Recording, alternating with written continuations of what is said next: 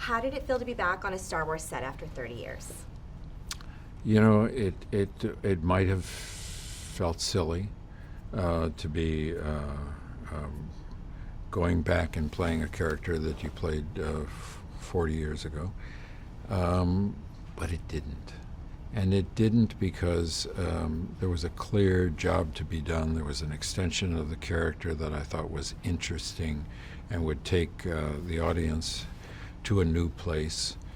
There was a development in the character that doesn't play out on screen, but is referred to in a way that the audience understands the circumstances that have been part of Han's history between the last of the first three and the events that we're following in this one.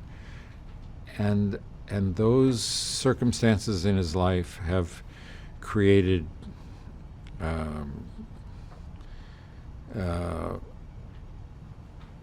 changes which are going to motivate him in different ways than we might expect. So the character has some surprise to him at this point.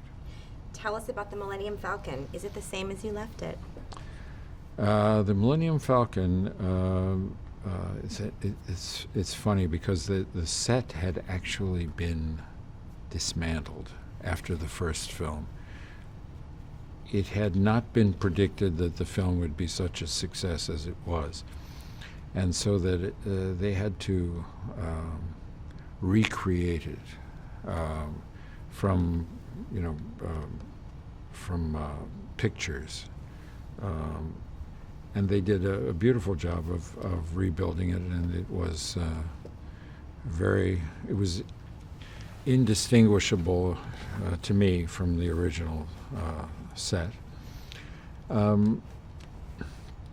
So it was nice to be back. This is the first time you've worked with J.J. Abrams as a director. What is his style, and what does he bring to the filmmaking process? His style is, intense preparation, great enthusiasm, willingness, and gives himself gives himself the freedom to make changes in his expectations according to what he sees on the set. He's collaborative. He is altogether a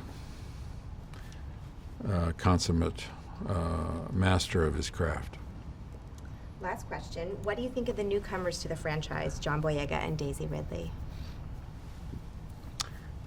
I think the choices that were made to cast these parts are wonderful choices. Daisy and John are wonderful in their parts.